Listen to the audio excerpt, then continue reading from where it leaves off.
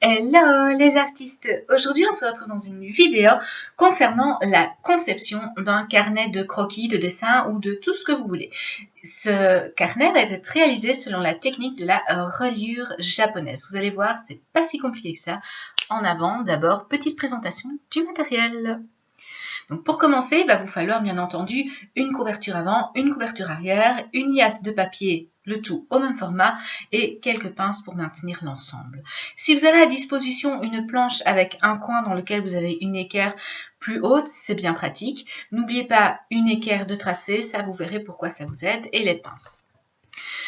Au final, vous aurez également besoin d'une paire de ciseaux, d'un gabarit pour réaliser les perforations pour la reliure, une aiguille, un picoire et bien entendu vos feuilles et vos couvertures du livret. Alors, la première étape est relativement simple dans ce sens où vous allez devoir réaliser un tas avec les feuilles qui vont donc être le contenu de votre carnet. Mettez-les bien à plat, mettez-les bien alignés dans le coin. C'est pour ça que c'est pratique d'avoir justement une petite planche comme ça avec un équerre un peu plus haut. Donc, mettez bien vos feuilles au même niveau. Voilà à quoi sert l'équerre, tout simplement pour vous aider à vraiment avoir quelque chose de bien nickel au point de vue des bords, que tout coïncide super bien.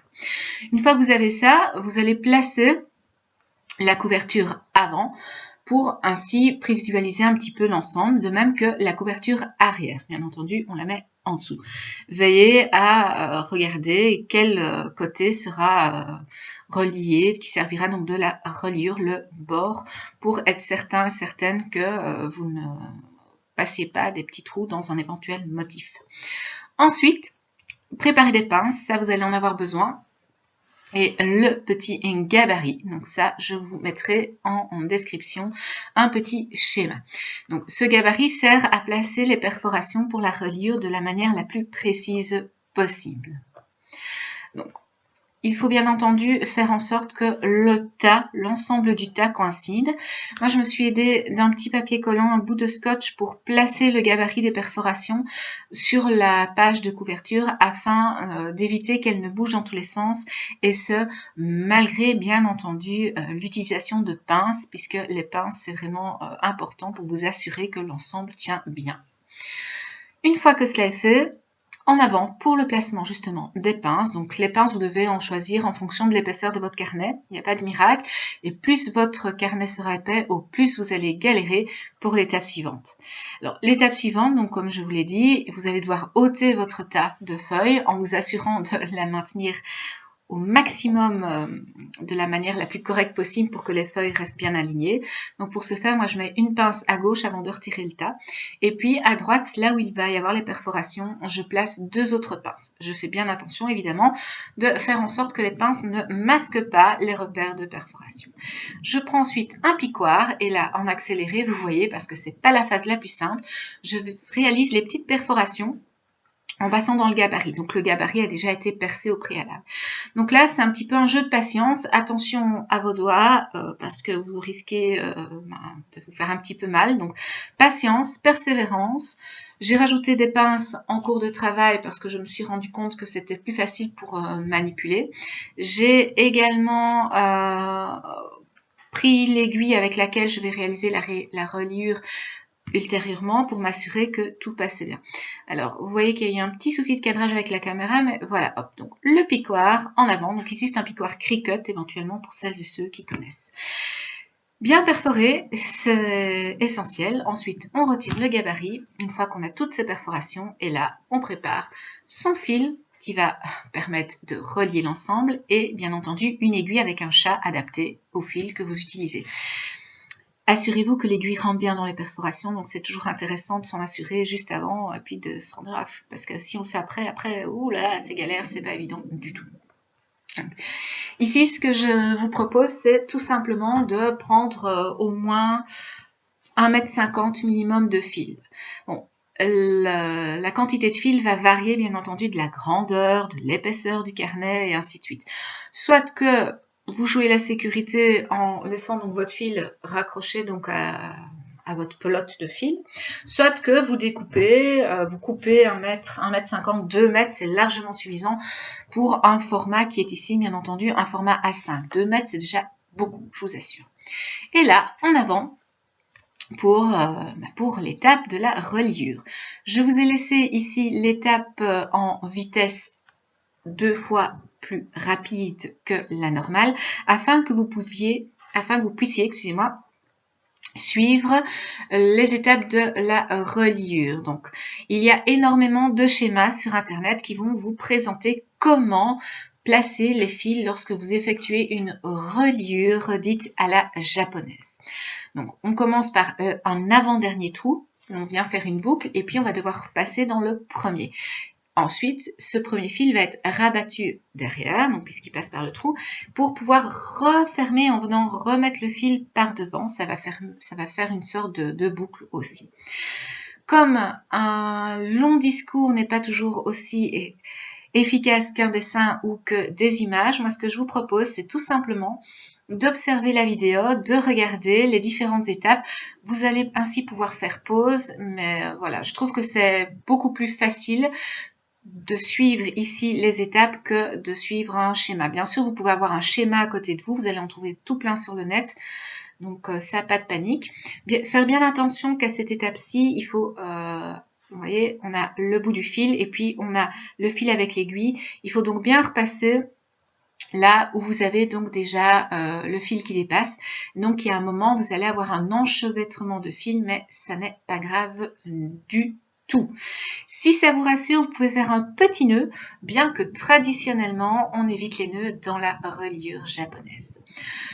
Petit parallèle par rapport à la couverture, donc vous pouvez vraiment prendre toutes sortes de papier cartonné ou autre. Vous pouvez même prendre une feuille de papier sur laquelle vous allez décorer avec du découpage ou dessiner ou autre une page de coloriage que vous allez rendre un petit peu plus cartonnée en la collant sur une feuille de Bristol. Donc laissez vraiment libre cours à votre créativité pour créer un carnet qui vous plaît et vraiment le personnaliser autant que peut se faire.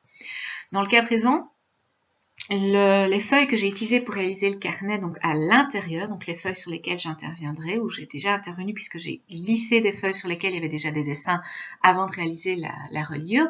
Ce sont des feuilles de papier dessin, donc pour le crayon et spécialement pour le crayon de couleur. Rien ne nous empêche de réaliser un carnet pour des croquis, pour l'utilisation de fusain, de pastel, de feutre ou autre. Vraiment, c'est à vous de choisir en fonction de ce que vous avez envie de créer. Pour la facilité pratique et parce que c'était ce dont j'avais besoin et ce que je recherchais, moi j'ai créé un format A5 donc pour avoir un carnet plus facilement manipulable et également plus facile à ranger ou à lisser dans un sac. À présent, je vous laisse avec un petit fond musical et on se retrouve tout de suite après.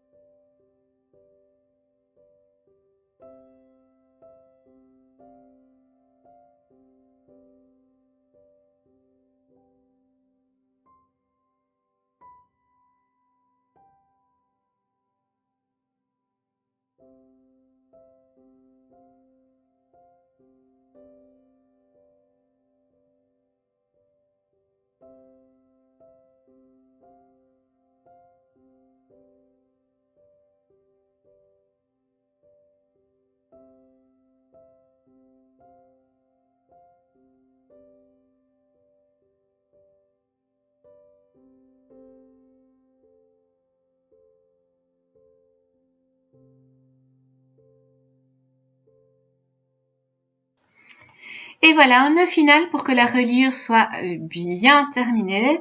Vous faites quelques nœuds, ensuite vous coupez vraiment à ras pour avoir le moins de fil qui dépasse.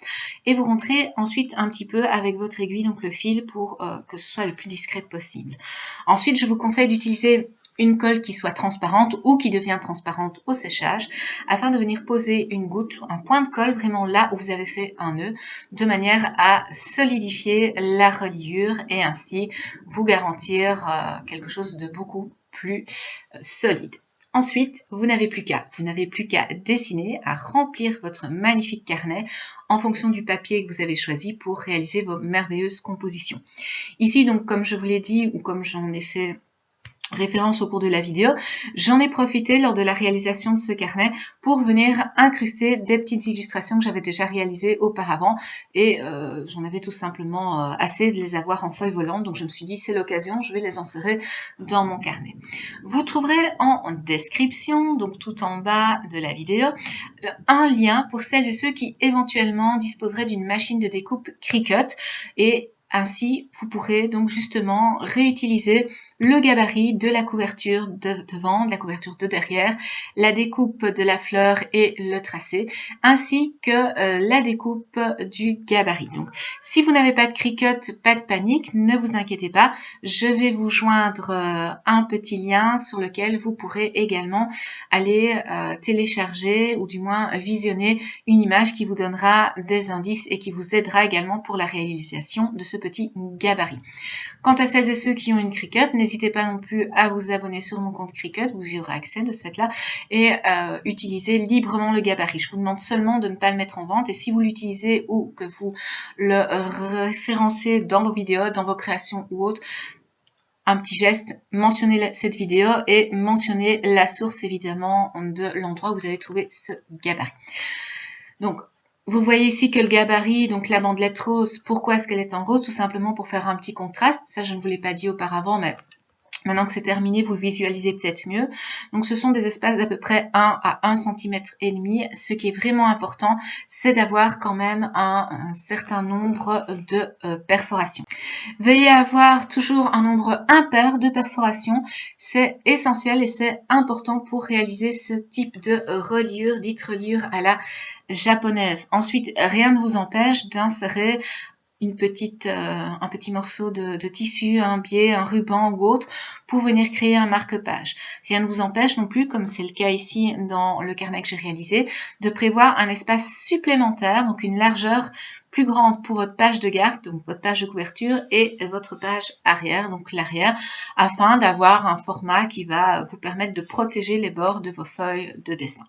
Voilà, j'espère que cette vidéo vous aura plu. N'hésitez pas à vous abonner en cliquant sur la clochette et à liker en mettant un pouce, ça fait toujours plaisir. Je vous remercie pour le visionnage de la vidéo. N'hésitez pas à m'envoyer vos commentaires et à bientôt. Bye bye!